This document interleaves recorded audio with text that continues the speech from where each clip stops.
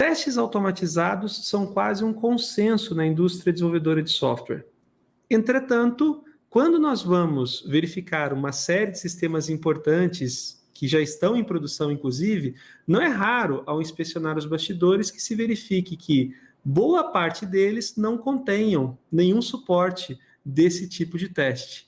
A questão que fica é, se testes são assim tão fundamentais, por que eles não são mais amplamente adotados? E além disso, o que fazer caso nós tenhamos um sistema que tenha sido desenvolvido sem o suporte de testes, mas se deseja, se entende que agora testes seriam algo muito importante? Para tentar responder essas duas questões, nós estamos aqui formalizando essa nova playlist aqui no canal da Exime Co, para falar exatamente sobre testes. E dessa vez, eu, Elemar Júnior, conto com o apoio de um associado da Exime Co, o Rafael, que é especialista no tema. Aliás, nessa playlist especificamente, eu e o Rafael vamos dividir papéis.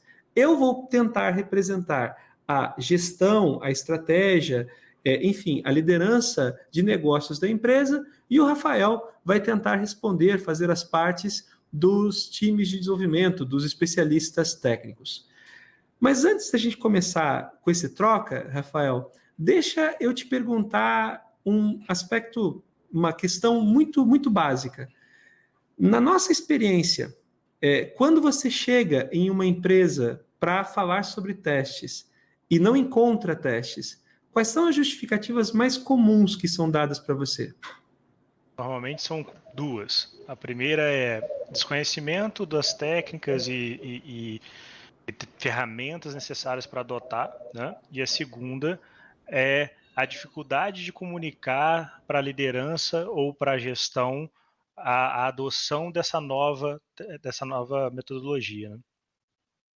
Pois é, esse é um tema importante. São duas questões aqui muito importantes. Eu sempre digo que o lugar para se aprender testes não é a empresa. O profissional, para poder adotar testes de maneira efetiva no trabalho, precisa desenvolver esse conhecimento antes de fazer isso necessariamente no trabalho. Mas isso é um tema para outra conversa. Agora, falando especificamente sobre a gestão, e aqui eu me colocando como gestor, fica aqui a dúvida. Qual é, na sua interpretação, Rafael, a falha que os times técnicos cometem ao tentar convencer a gestão de que testes são necessários? Basicamente, o problema está na linguagem, como nós escolhemos comunicar. A gente parte do princípio técnico, em vez de partir do princípio de negócio, ou seja, dinheiro, econômico. Perfeito, perfeito. Aliás, esse aspecto é super curioso, né? Tem uma palestra já de um certo tempo do Martin Fowler em que ele tenta falar exatamente sobre isso. Ele fala sobre tentar achar as justificativas para fazer refatoração. E ali ele relaciona qualidade, código limpo, profissionalismo, fazer a coisa certa como sendo as justificativas que o povo de tecnologia costuma dar com mais frequência, sendo que a principal resposta deveria ser centrada em dar vazão para a coisa econômica. Mas por que você entende que falar sobre dinheiro é importante, Rafael? Porque é a melhor maneira da liderança e a gestão conseguir comunicar o valor que está sendo entregue. O dinheiro é uma linguagem natural em todas as partes da empresa. Qualquer pessoa consegue compreender. Se você parte do pressuposto, por exemplo, que o código limpo é importantíssimo para ter uma qualidade nas entregas e pela compreensão dos outros programadores e etc., isso tem pouco valor do ponto de vista de negócio. Eles não conseguem tangibilizar. Agora, quando você traz para um lado mais econômico, de por que o teste ele vai te economizar dinheiro, o seu chefe ou sua liderança consegue articular melhor o porquê que ele está deixando de gastar dinheiro em A para gastar dinheiro em B. Essa, aliás, é uma excelente ponderação. Tempos atrás, a gente conversou com o Korikov, que é um dos grandes responsáveis, não digo responsáveis, mas uma das grandes autoridades no mundo a levantar o ponto de que testes representam custo, né? Aliás, no livro dele, o livro mais recente, ele menciona esse aspecto de forma persistente. Testes representam custo. Aliás, o que você entende por essa frase, Rafael? Bom, basicamente o que ele defende nesse livro é que teste também é código. Então ele tá sobre o efeito natural de ficar atrasado, de ter que sofrer refactor, de ter que sofrer algum tipo de manutenção. Logo, o teste, mesmo que não seja feito corretamente, ele vai sofrer uma degradação com o tempo. Porém, o que ele tenta defender é que se você faz da maneira correta, o teste ele vai te dar mais benefício, que a gente vai discorrer melhor nessa apresentação. Ah, entendi. Muito bom, muito bom, muito bom. Esse é o tema central. Não basta, a gente não pode negar o fato de que escrever testes implica em acrescentar uma linha de custo ao projeto de software, porque efetivamente você tem mais código para manter, e esse código que precisa ser mantido, precisa ser refatorado, precisa ser revisto, enfim. Não fica de todo pronto uma vez só. Você precisa também, além de desenvolver, manter. Mas vamos então ver se a gente consegue achar boas justificativas para adicionar esse custo ao projeto. Porque muitas vezes os desenvolvedores acabam parando na gestão exatamente nesse ponto. Eu não quero gastar mais para desenvolver software. Desenvolver software já está caro demais. Eu não quero adicionar mais um custo. E muitas vezes os desenvolvedores pecam exatamente por não conseguir demonstrar como que testes conseguem economizar. É um custo que você está adicionando de um lado, mas que está gerando economia gigante de outro. Bom, para a gente poder tangibilizar esse ponto, eu acho que é interessante a gente começar a trazer alguns racionais aqui. 80% do tempo para se entregar uma nova feature é perdido em filas. Esse conceito não é nosso, tá? O Rafael sabe bem disso. Esse conceito vem dos estudiosos de teoria de filas e, especificamente, vem sendo proclamado já há algum tempo por especialistas como o próprio Yoshima, que conversou conosco outro dia. Pois bem, o que se quer dizer com isso? 80% do tempo é perdido com filas. Vamos tentar tangibilizar isso um pouco melhor para a galera, Rafael. O que eu tenho aqui é o seguinte, ó. Num processo muito simplificado de desenvolvimento, eu consigo separar o processo em duas fases, em duas atividades: desenvolver e fazer o deploy. Entretanto, tanto o desenvolvimento quanto fazer o deploy exige uma fila, um enfileiramento de demanda antes. Por exemplo, se a gente está pensando num Scrum da vida, nós teremos uma série de tarefas que vão ficar acumuladas antes do desenvolvimento. Depois de terminar o desenvolvimento, eu tenho a cada 2 semanas, a cada sprint, se eu não adoto uma abordagem de entrega contínua, eu tenho uma série de features paradas que ficam esperando para que aconteça efetivamente um deploy. Tendo acontecido um deploy, eventualmente erros são encontrados em produção. E esses erros em produção geram uma nova fila, que é uma fila de retrabalho. O argumento do pessoal de Kanban e de filas, enfim, é que o tempo que se gasta nessa espera é 80% do tempo total, do lead time total. E o que é bastante verossímil, se você for parar para pensar, porque é muito comum você admitir numa sprint de 2 semanas, uma tarefa, por exemplo, que fica completa no primeiro dia, demora, às vezes, dependendo da metodologia que se use, 14 dias para entrar em produção de maneira efetiva. E para piorar, né? Para tentar reduzir o custo dessa terceira fila, que é a fila do retrabalho, muitas empresas admitem como até natural a ideia de adicionar uma outra fase no processo de desenvolvimento, que é a fase de teste. Né? Então, teoricamente, eu coloco antes do deploy um time especializado em testes que recebe também uma nova fila, você tem uma nova fila aqui para ser processada, e essa nova fila, eventualmente, à medida que vai sendo processada, pode gerar, de novo, uma nova fila aqui também de retrabalho para desenvolvimento.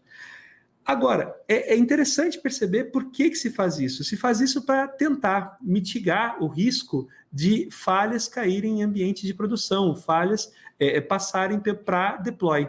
Agora, isso gera um conflito natural dentro das equipes, não gera, Rafael? Exatamente, porque a partir do momento que você separa a responsabilidade do time de desenvolvimento de ter que testar o que ele produziu, a gente está tentando fazer uma otimização. Só que o que você acaba criando é uma zona de conflito, porque o time de desenvolvimento tem todos os incentivos para poder entregar mais rápido possível, o que quer dizer que normalmente entregam coisas que vão estar defeituosas, e o time de QA tem todos os incentivos para embarrear isso. E aí vai ficar aquela disputa que provavelmente a gestão vai ter que ficar sempre orquestrando e dizendo, calma, a gente não é assim, vamos tentar um meio termo, um meio caminho para poder tentarmos ser produtivos. E isso normalmente é só mais um gargalo.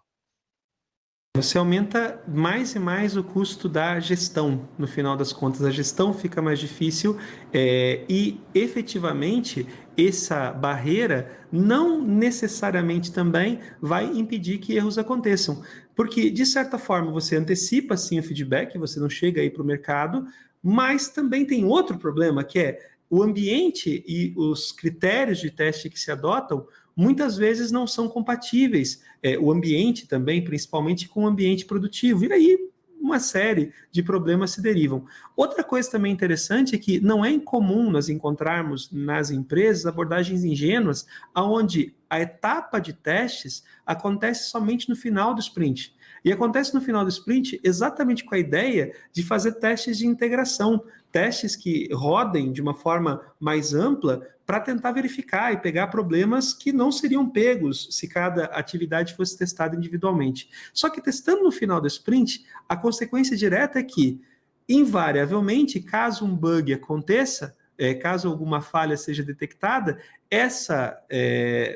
você tem essa fila de retorno para o time de desenvolvimento e você tem um acúmulo com pressão do tempo agora, né? Para se entregar e para se cumprir o prazo da sprint. É algo bem difícil. E uma das consequências dessa abordagem é que a gente acaba tendo, então, o período de desenvolvimento, que seria de 20%, agora ainda mais reduzido, porque efetivamente a gente tem atividades diversas, que não envolvem necessariamente apenas o teste, mas envolve o deploy. E, claro, essa pipe que a gente desenhou aqui é uma pipe bastante reduzida. Ou seja, cada vez menos a gente vê a atividade que está gerando feature nova, que está gerando valor, e a gente tem tempo perdido, literalmente em espera ou em atividades que são improvisos, né? Para tentar impedir que problemas aconteçam em produção. Alguma ponderação aqui, Rafael, ou podemos avançar? Acredito que podemos avançar. Muito bom, muito bom. Bom, o que nós temos aqui ainda? Agora, tem uma outra observação. 90% do tempo de desenvolvimento é sobre aprender código, ou aprender sobre o código. Aqui eu vou deixar para você comentar, Rafael. Exatamente.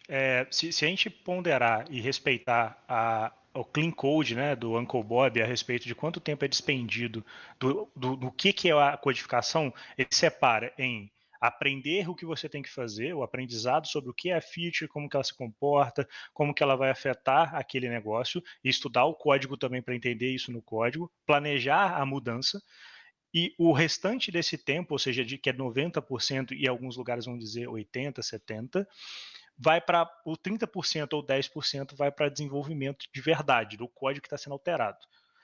Então, basicamente, boa parte do tempo é você tentando aprender sobre aquilo que você quer alterar. E se a gente reduzir isso, a gente passa a ter um efeito legal.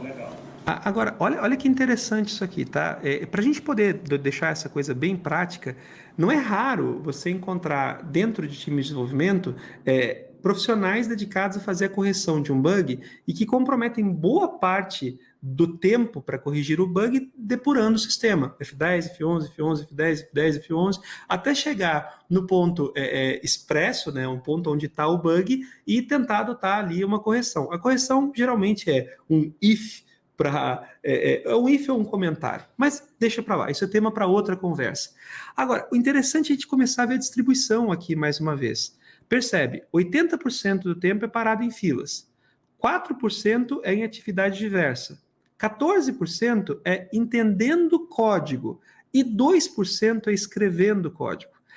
Aqui vem à memória a lembrança de um outro livro clássico sobre manutenção de sistemas legados, que é o livro do Feathers, né? Porque ele faz exatamente essa distinção entre tentar fazer a manutenção em um sistema com testes e tentar fazer manutenção em um sistema sem testes. Você quer ponderar um pouco sobre isso, Rafael? Sim, o Feathers no Working Effectively with a Legacy Code, né? Ele vai falar sobre o Edit and Pray, né? Que é o modelo padrão, onde você faz a alteração no seu código e você reza que ela vai funcionar inevitavelmente em produção. Porém, isso não é o que vai acontecer, porque não há um amadurecimento, um processo de aprendizado do código, ele acaba sendo contaminado com o tempo de build, tempo de execução de aplicação, ou até mesmo com erro humano. Agora, essa ideia do edita e reza, ela é poderosa, né? Porque literalmente é aquela coisa, eu tenho um bug para corrigir, eu tenho que fazer isso como um hotfix, porque isso está atrapalhando o ambiente produtivo, está gerando prejuízo para o cliente, então deixa eu alterar aqui e rezar. E o Feathers vai até mais longe, ele fala sobre a sensação de quem está programando. Ele fala que quando você programa sem teste, sem essa segurança, você acaba não tendo esse entendimento durante a fase de aprendizado, porque o design do código, de uma forma geral, não é um design que favorece o entendimento. Pois é, olha que bacana. Outro aspecto interessante, Rafael, se a gente for tentar isolar só essa fase aqui, que é dos 90% mais 10% do tempo do programador, tirando aqui o tempo de fila, tirando também as atividades diversas, tem uma outra consequência que é interessante. Se 10% do tempo do programador é escrevendo código, como propõe o Uncle Bob, então, num dia de 8 horas de trabalho, e que não é nunca 8 horas, porque dessas 8 horas o programador vai trabalhar 6 horas e meia, 5 horas e meia, enfim, aí ele vai ter 30 minutos de código novo por dia, né? Porque 10% de uma hora, 6 minutos, vezes 6, 36. Então é meia hora, seguramente menos de 40 minutos de código novo por dia. Isso é assustador, né? E é duro pensar que boa parte dos programadores não se dá conta disso no dia a dia. Você vai trabalhar e você percebe que você gasta um grande tempo depurando, óbvio, depurar faz parte do trabalho, mas cara, se você for parar para pensar, menos de meia hora do teu dia sendo escrever código, parece muito pouca coisa, mas as pessoas não percebem isso. Eu não percebia. E, quer dizer, não percebo, né? Deixa eu mentir um pouco, dizer que eu continuo programando. Mas você, Rafael, você percebe isso? Você percebia isso? Como é que é essa relação para você? Não percebi. Antes de adotar o teste ou de passar a metrificar, utilizando, por exemplo, Pomodoro, que não tem muito a ver com o teste, mas foi uma das técnicas que foi utilizado, você começa a perceber o quão ineficiente é o seu dia se você não controla e faz a gestão de tempo nele. Mas, sem sombra de dúvidas, o tempo que é consumido não é percebido pelo time de desenvolvimento. Tanto é que não é os argumentos que eles utilizam para evidenciar que teste é uma das coisas que pode ser utilizadas para reduzir isso, né? E aqui tem uma outra coisa que também é assombrosa, né? Na nossa experiência, conversando com programadores, conversando com times de desenvolvimento, frequentemente eu faço sempre a mesma pergunta para times que não usam testes. Quantas vezes você inicia o Visual Studio todos os dias, né? Entre apertar F5 para poder chegar naquela tela onde está aquele botão que você está testando, desenvolvendo, enfim, aquele bug que você está corrigindo. E a resposta que eu tenho quase sempre é algo em torno de 30 vezes. É o número que me apontam. Vamos assumir que esse número fique entre 10 e 50, vai? Mas vamos admitir esse 30 vezes como um número adequado. Cara, tem sistemas que demoram 20, 30 segundos para carregar, dependendo do tamanho do sistema, dependendo da complexidade do build. Outros até muito mais do que isso. Você pode falar um pouquinho depois. Agora, o que muitos programadores acabam não percebendo é que, cara, dali tem mais um tempinho para você chegar naquela tela, então você consome em média 1 minuto toda vez que você aperta F5 até chegar no ponto que você gostaria para poder testar o seu programa. Se você faz isso 30 vezes, então quer dizer que você gasta por dia 30 minutos esperando só para o sistema levantar para começar a fazer a depuração. Ou seja, você gasta mais tempo esperando pelo Visual Studio do que escrevendo código novo. Insano, né? Exatamente, exatamente. E sem contar o tempo de build, o tempo que vai variando de projeto para projeto, principalmente em projetos legados, é comum você encontrar um tempo de build de 5 a 6 minutos, E aí você ainda tem que entender aonde está na tela, que vamos dizer que é uma tela, você tem que clicar, todo o processo de negócio você tem que lembrar de cabeça que é um ser humano que está fazendo, e ele leva muito tempo para poder fazer e aí chegar à conclusão que, na verdade, aquilo está errado, aquele if está errado. Sendo que num teste você tem uma coisa que é o feedback imediato. Você fez o teste para aquele momento, você executa, você sabe se funcionou ou não funcionou, de acordo com o assert que você estabeleceu. É muito bem observado. Aliás, para a gente poder destacar, aqui começa a ficar evidente o aspecto econômico dos testes, porque efetivamente testes bem escritos vão colaborar para reduzir o seu tempo aprendendo, ou seja, o tempo que você gasta lendo o código. E aqui é importante, né? Isso se o teste for bem feito. Porque o que não falta também no mercado é a gente encontrar suítes de teste amplas, mas com nomes que não ajudam na identificação da intenção e principalmente com um código que provavelmente tem chances de ter bug tão grandes quanto o próprio código que você está tentando testar. Você já deve ter encontrado alguma coisa assim também, né? Nossa, já encontrei teste que ele absolutamente não faz nada, porque ele chama e ele sempre espera o resultado inevitavelmente. Se eu vou lá deletar o código, ele vai continuar funcionando. Já encontrei coisas desse gênero também. Pois é, eu me lembro, aliás, isso é engraçado, né? Eu me lembro da gente ter atuado uma vez em um cliente em que se encontrava mais de 60% de cobertura, o que não é de todo ruim, né? 60% de cobertura. O Korikov fala que uma cobertura baixa indica problema, mas uma cobertura alta não indica nada de bom, porque os testes podem não ser bons, né? E era exatamente o cenário, em mais do que um cliente, na verdade, porque você tinha testes que sempre davam positivo, sempre passavam, independente do que acontecesse no código. Então, enfim. Agora, o interessante de se perceber nisso é o seguinte: quando eu tenho bons testes, por exemplo, eu posso reduzir, digamos, de uma forma conservadora, pela metade, o número de vezes que eu inicio o Visual Studio. Se eu tentar, desculpa, não Visual Studio, a depuração. Se eu reduzir pela metade, eu estou falando que no lugar de gastar 30 minutos por dia esperando o Visual Studio, esperando iniciar o depurador, eu vou gastar somente 15 minutos. Isso me entrega 15 minutos a mais para, quem sabe, eu poder escrever código novo. Ou seja, essa simples modificação aumenta a minha produtividade em 50%, potencialmente, né? Agora, outro ponto interessante é a gente observar essa linha maior, essa linha de esperas em fila, porque aqui, eventualmente, testes de unidade vão ter, pensando apenas em teste de unidade, vão ter talvez menos impacto, mas, por exemplo, se a gente começar a pegar os testes que o time de QA executa, que são testes end-to-end, e começar a transportar para cá, eventualmente a gente pode reduzir também esse tempo em fila, porque aqueles testes que iam ser executados só no final do sprint, agora vão começar a ser executados antes. E aí você vai ter um feedback muito mais rápido. Exatamente. Exatamente. E o efeito, ele é um efeito gradual, mas ele é exponencial, sem dúvidas. Esse acaba sendo talvez o grande leque de conhecimento que os times acabam tendo ou negligenciando na hora de adotar ou vender a ideia de por que escrever testes. E mais perigoso do que isso, como muitos, e aí conectando as duas razões, né? Como muitos desenvolvedores não sabem escrever teste de forma apropriada, muitas vezes o teste que o desenvolvedor escreve não colabora para a redução do custo para o aprendizado, nem tampouco com a redução do custo em fila. Aliás, a única forma de se conseguir escrever testes que colaborem com essas métricas seria, de fato, tentando atentar para isso na hora que os testes são escritos. Boas métricas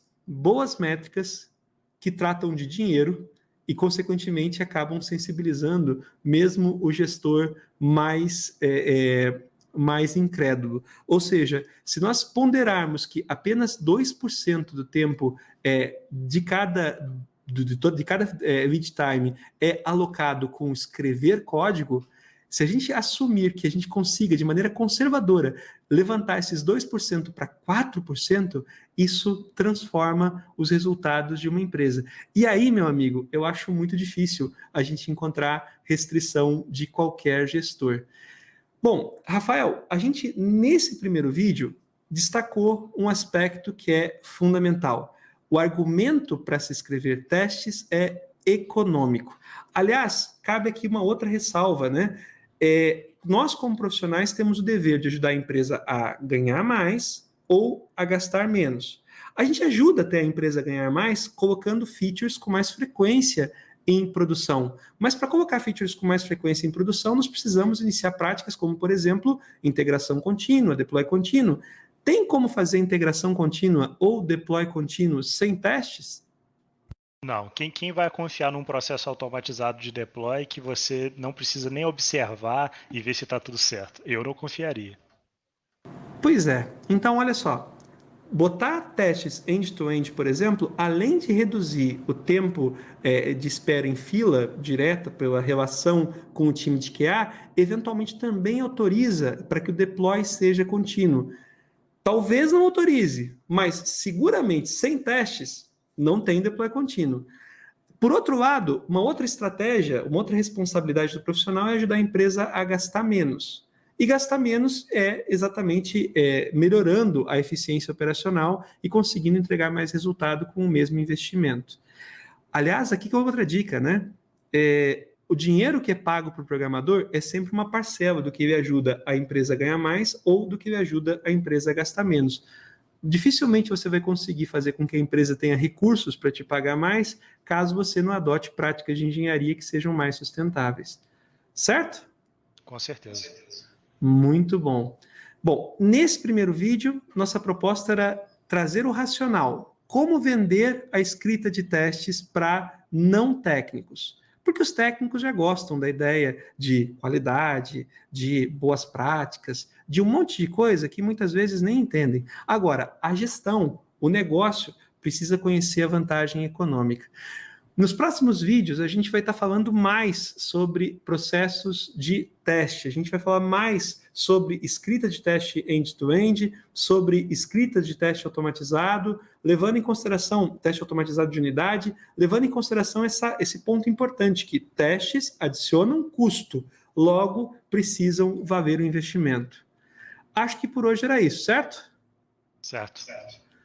Grande abraço, pessoal. Até a próxima. E antes de continuar, fica mais uma vez o lembrete. Caso você não tenha se inscrito no canal, inscreva-se. Caso não tenha ativado as notificações, ative-as. A gente sempre está lançando conteúdo relacionado com boas práticas de engenharia de software. Além disso, se você já é inscrito e se você já ativou as notificações, lembra também de indicar esse canal para os seus colegas e amigos. Quem sabe agora também para o seu gestor. Venha discutir com a gente sobre por que não adotar testes, se adotar testes reduz o custo e potencialmente ajuda a empresa a ganhar mais. Até a próxima! Até.